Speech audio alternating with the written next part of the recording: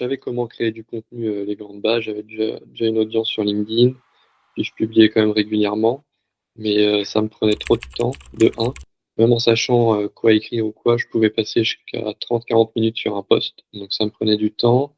Et ensuite, j'avais tendance à m'éparpiller et je savais pas si c'était en lien avec ma stratégie finale.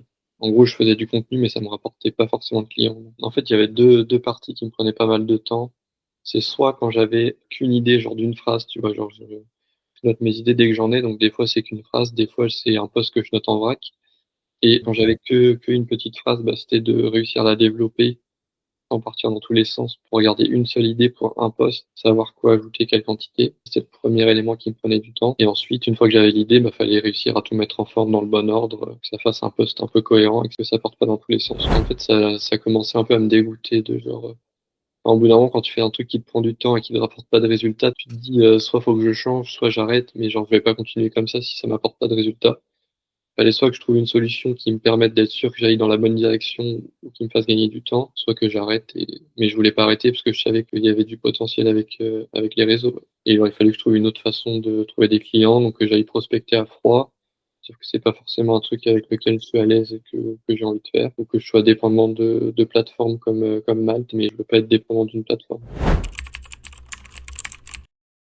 En gros, tes clients, ils te changent pas vraiment, ils partent juste, ils prennent 5 freelances, ils prennent le moins cher, et puis celui qui répond le plus vite et qui les contredit le moins. En gros, ils viennent pas pour ton expertise, ils viennent juste pour acheter ton temps, quoi. Genre, faut que ça soit fait vite, pas cher, et souvent, ils t'en demandent plus que ce qui était prévu au début. Quand tu commences à avoir de l'expérience et que tu as goûté aux autres clients d'à côté Malte, tu te dis, ok, en fait, faut peut-être que je m'en détache un peu. Un ceux avec qui j'ai travaillé qui venait de ma création de contenu, en fait, on était déjà presque devenus proches sur les réseaux, tu vois, donc forcément, quand la personne, elle vient, elle sait déjà que tu es compétent, que tu vas résoudre son problème. Enfin, il n'y a même pas besoin de négocier ou d'argumenter, quoi que ce soit.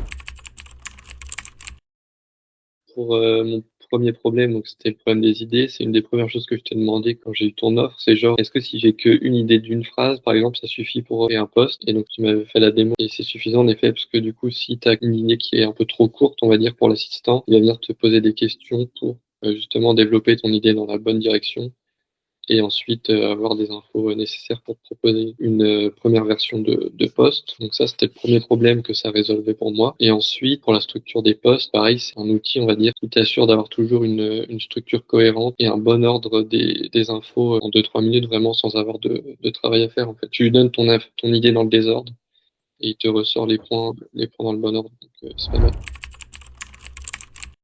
J'ai pas eu plus de résultats tant que ça en termes d'impression et de likes, parce que je faisais déjà des posts qui marchaient plutôt bien pour moi et je visais pas du tout à faire plus d'impressions, plus de likes. À la base, c'était vraiment pour gagner du temps. Et donc oui, forcément, avant un post où je mettais 30, 40 minutes pour le rédiger, là maintenant je venais avec mon idée et je savais qu'entre 5 et 15 minutes, j'avais mon post prêt à publier. Donc je gagnais, on va dire, 50% de temps par post. Donc vu que je publie 5 fois sur LinkedIn par semaine, je faisais mon contenu en 1h30, 2 heures, alors qu'avant ça pouvait me prendre 3-4 heures. C'est quand même pas mal, ouais. Sur un mois, ça fait déjà 2, 4, 6, 8 heures.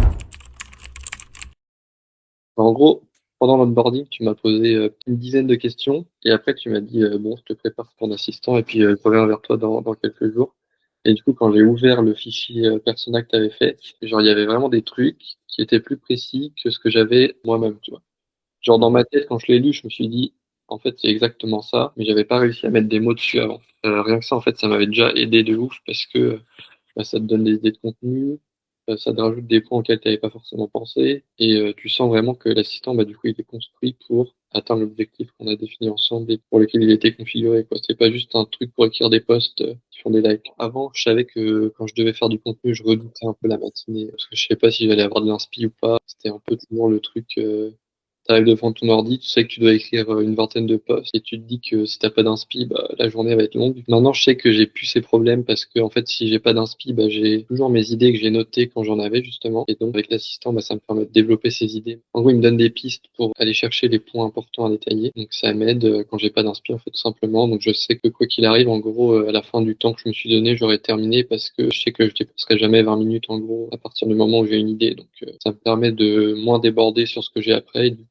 d'avoir plus de temps libre. Et du coup, je fais du sport, je profite avec ma copine et sinon des fois je travaille sur d'autres choses à côté qui me en fait ça me permet Ouais, de progresser plus vite parce qu'un truc que j'aurais fait la semaine d'après, bah, je peux le faire la semaine même. Ça me permet d'avancer plus vite, on va dire. Avant ça, du coup, je payais l'abonnement de donc je pense que les gens connaissent quand même. C'est le même principe, c'est que tu donnes une idée et tu as une IA qui te rédige ton post. En gros, ils te disent en arrière-plan que l'IA elle va analyser ton profil LinkedIn et qu'elle va écrire à ta place selon ton style. En vrai, je devais quand même tout le retaper parce que ça se voyait que c'était écrit à l'IA. Enfin, moi, je trouvais en tout cas. Et même quand je vois des posts sur LinkedIn, j'ai l'impression de savoir quand c'est écrit ou pas avec ce genre d'outil. Et du coup, c'est aussi une chose que je voulais regarder, enfin, sur laquelle j'étais attentif quand j'ai fait mes premiers posts. C'est est-ce que ça se voit vraiment que c'est moi qui ai écrit le post ou est-ce que on voit que c'est délégué à une IA? Ça, on l'a pas dit, mais en gros, la personnalisation de l'assistance est un peu plus poussée que j'ai donné le lien de ton profil LinkedIn. En fait, elle sait déjà tout de ton offre, de ton persona, de tes meilleurs potes, de ta façon de parler. Là, ton style défini vraiment dans une option. Donc, elle écrit vraiment ta façon en reprenant tes expressions et tout. Et c'était vraiment bluffant la première fois que j'ai essayé. Je m'attendais à avoir plus de retouches à faire. Donc voilà. Et après, sur le prix, à partir du moment où c'est un format où tu payes une fois, tu y as accès à vie et que tu as l'intention de créer du contenu pour plus d'un an, on va dire, c'est sûr d'être rentable en fait. Enfin, moi, je trouve qu'il n'y a même pas de. Enfin, il n'y a pas à réfléchir. Enfin, moi, j'avais l'impression de faire un braquage, c'est qu'il a un peu augmenté depuis, mais je pense que c'est encore le cas pour un moment.